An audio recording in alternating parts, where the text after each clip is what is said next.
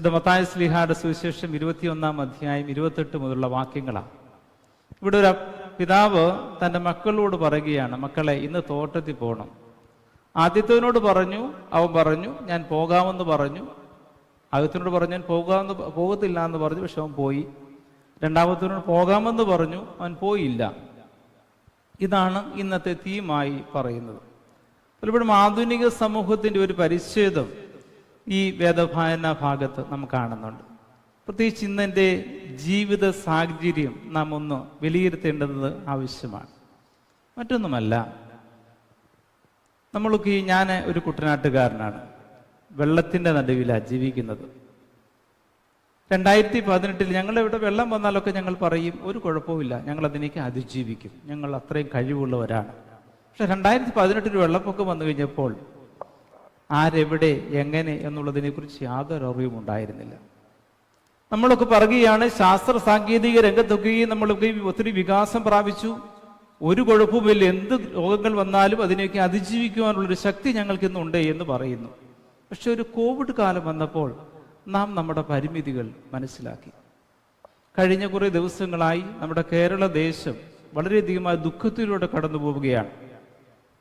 കാടിനോട് പടവെട്ടി അവിടെ കൃഷികൾ ചെയ്ത് ജീവിച്ച നമ്മുടെ പ്രിയ സഹോദരങ്ങൾ എത്രയെന്ന് ഇന്ന് നമ്പർ പോലും അറിയാൻ സാധിക്കാത്ത വിധം അനേകർ മണ്ണിനോട് ചേരുന്ന കാലഘട്ടത്തിലൂടെയാണ് നാം കടന്നു പോകുന്നത്. അപ്പോൾ എത്രയൊക്കെയും വികാസം പ്രാപിച്ചു വിജയം പ്രാപിച്ചു എന്ന് മനുഷ്യൻ ചിന്തിക്കുന്നെങ്കിലും അതിൻ്റെ നടുവിൽ ചെറിയ ചെറിയ ഓർമ്മപ്പെടുത്തലുകളായി നമ്മോട് പറയുകയാണ്, മനുഷ്യൻ നീ പരിമിതനാണ്, നിന്റെ പരിമിതികൾ വളരെ വലുതാണ്, അതുകൊണ്ട് ദൈവത്തിൽ ആശ്രയിച്ച് ശാന്തമായി ദൈവാനുസരണയോട് ജീവിപ്പാൻ തക്കവണ്ണം ഒരുങ്ങണമെന്നുള്ള ഓർമ്മപ്പെടുത്തലുകൾ നിരന്തരമായി നമുക്കൊക്കെ നൽകുന്നുണ്ട്. ആധുനിക ജീവിതത്തിൽ നമ്മളെല്ലാം നേടിയെന്ന് പറയുമ്പോഴും ഇപ്രകാരമുള്ള ജീവിത സാഹചര്യങ്ങളിൽ വീണ്ടും നമ്മളിലേക്ക് തന്നെ നമ്മളൊന്ന് തിരിഞ്ഞു നോക്കണ്ടേ? 2-3 കാര്യങ്ങളിൽ പ്രത്യേകമായി നാം ശ്രദ്ധിക്കേണ്ടതായിട്ടുണ്ട്. ഒന്നാമതായി നാം ഓർക്കേണ്ടുന്ന കാര്യം, നമ്മുടെ ജീവിതം ഒരു വിളിയും നിയോഗവുമാണ്.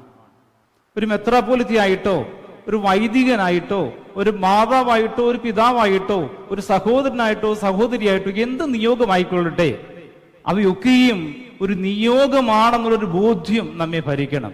മാത്രമല്ല, ഈ ലോകത്തിൽ നമ്മൾ ജീവിക്കുമ്പോൾ, ഈ പ്രകൃതിയിൽ നാം ജീവിക്കുമ്പോൾ പ്രകൃതിയോടും ചില ഉത്തരവാദിത്വങ്ങൾ നമുക്കുണ്ട് എന്നൊരു ബോധ്യപ്പെടുത്തലോട് നമുക്കുണ്ടാവണം. നമ്മളൊക്കെയും വളരെ വിശുദ്ധി സൂക്ഷിക്കുന്നവരാണ്. നമ്മളെയൊക്കെ നോക്കിക്കഴിഞ്ഞാൽ എപ്പോഴും നമ്മൾ ഒരുങ്ങി നല്ല മിടുമിടുക്കരായി മിടുമിടുക്കുകളായിട്ടൊക്കെ നമ്മളൊക്കെ യാത്ര ചെയ്യാറുള്ളത്. പക്ഷെ പരിസ്ഥിതിയോട് പ്രകൃതിയോട് നമ്മുടെ സമീപനം നേരെ തിരിച്ചാണ്. നമ്മൾ ഒരുങ്ങി നടക്കുമെങ്കിലും പ്രകൃതി എത്ര അശുദ്ധമാക്കാമോ അതിനൊന്നും നമുക്ക് വലിയ മടിയൊന്നുമില്ല. പ്രകൃതി ഇടയ്ക്കിടയ്ക്ക് നമ്മോട് ഓർപ്പിക്കുന്ന ഒരു കാര്യമുണ്ട്. എന്താ ഓർപ്പിക്കുന്നത്? മനുഷ്യ, നീ ഇല്ലെങ്കിലും ഞാൻ ഇവിടെയുണ്ട്, ഞാനില്ലെങ്കിൽ നീ ഇല്ല. പ്രകൃതി ഓർപ്പിക്കുന്ന വലിയൊരു പാഠം അതാണ്. മനുഷ്യ, നീ ഇല്ലെങ്കിലും ഞാൻ ഇവിടെ ഉണ്ടാവും, പക്ഷെ ഞാനില്ലെങ്കിൽ നീ ഇല്ല. അതുകൊണ്ട് നിന്റെ വിശ്വസ്തത, നിന്റെ പരിപാലനം ഈ പ്രകൃതിയോട് എപ്പോഴും ഉണ്ടായിരിക്കണം, സഹജീവികളോടും ഉണ്ടായിരിക്കണം. ഇത് മറന്നു പോകരുതാത്തൊരു സത്യമാണ്. ഇന്നെല്ലാവരും വിജയികളാകുവാൻ വേണ്ടി ഒത്തിരി പ്രയത്നിക്കുന്നുണ്ട്. ഒരു കാര്യം ഓർത്തിരിക്കണേ, ദൈവം നമ്മെ വിളിച്ചിരിക്കുന്നത് വിജയികളാകുവാൻ വേണ്ടിയല്ല, വിശ്വസ്തരാകുവാൻ വേണ്ടിയാണ്. മറന്നു പോകരുത്, ദൈവം നമ്മെ വിളിച്ചിരിക്കുന്നത് വിജയികളാകുവാൻ വേണ്ടിയല്ല, വിശ്വസ്തരാകുവാൻ വേണ്ടിയാണ്. വിജയികളാകുവാൻ ധാരാളം വഴികൾ നേടാം. അനേക വഴികൾ നമ്മൾ അനുദിന ജീവിതയാത്രയിൽ കാണുന്നുമുണ്ട്. അതിന്റെ പരിണത ഫലങ്ങൾ അനുദിന ജീവിതയാത്രയിൽ നാം അറിയുന്നുമുണ്ട്.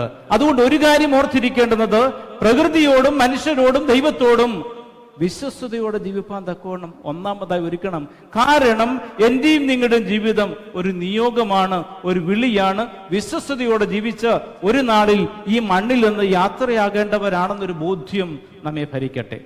രണ്ടാമതായി, ബന്ധങ്ങളിലൂടെ ഒരു ജീവിതം നമുക്കുണ്ടാവണം, അല്ലെ? ടെക്നോളജി, ശാസ്ത്ര സാങ്കേതിക രംഗത്തൊക്കെ ഈ വികാസം പ്രാപിച്ചു കഴിഞ്ഞപ്പോൾ ബന്ധങ്ങളൊക്കെ കുറഞ്ഞു വരിക ഉള്ള സത്യം പറയാമല്ലോ.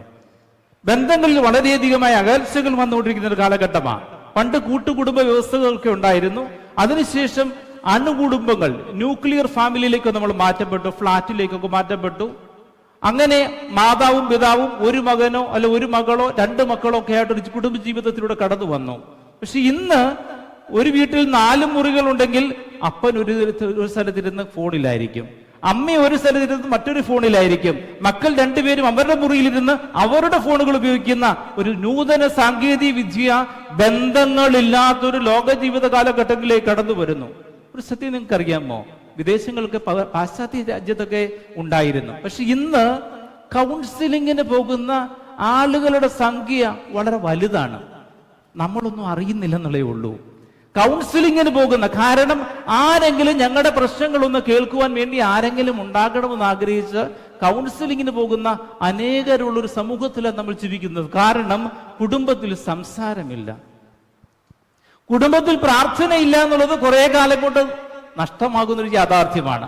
അതിന്റെ പിന്നാലെ കുടുംബങ്ങളിൽ സംസാരമില്ല, വ്യക്തികൾ തമ്മിലുള്ള സംസാരങ്ങളില്ല, വ്യക്തികൾ തമ്മിലുള്ള ബന്ധങ്ങളും കുറഞ്ഞു വരുന്നൊരു കാലഘട്ടങ്ങളിൽ ഈ ബന്ധങ്ങളിലേക്ക് തിരികെ വരും. ഈ വയനാട്ടിൽ വലിയ പ്രശ്നം ഉണ്ടായി കഴിഞ്ഞപ്പോൾ പറഞ്ഞൊരു യാഥാർത്ഥ്യമുണ്ട്. ഇന്ന് വരെയും ആ വയനാടൻ മേഖല അല്ലെ കിഴക്കൻ മേഖല എങ്ങനെ താങ്ങി നിർത്തി? മലയിടിച്ചിലൊന്നും ഉണ്ടാകാതെ താങ്ങി നിർത്തിയതിന്റെ കാരണം മരങ്ങൾ തമ്മിൽ വേരുകൾ കൊണ്ട് ഈ മണ്ണിനെ താങ്ങി നിർത്തിയിരുന്നു.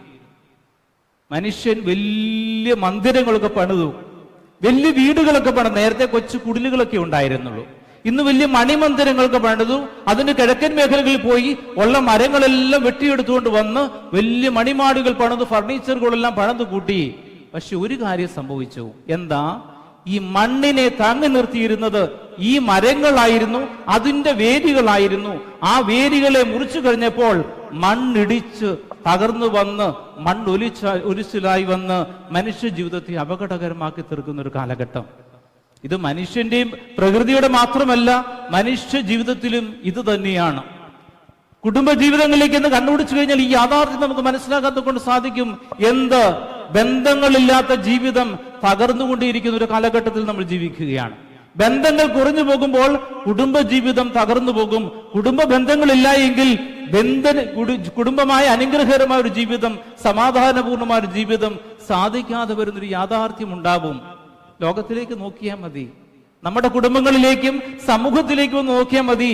ബന്ധങ്ങളുടെ അകൽച്ച വളരെ വലുതാണ് എന്ന് നമുക്കൊക്കെയും ബോധ്യമാവുന്ന ഒരു കാലഘട്ടത്തിലാണ് ജീവിക്കുന്നത്. അതുകൊണ്ട് നാം ഓരോരുത്തരും ഓർക്കേണ്ടത്, ലഭിച്ചിരിക്കുന്ന ജീവിതം ഇത് ദൈവത്തിന്റെ കൃപ മാത്രമാണ്.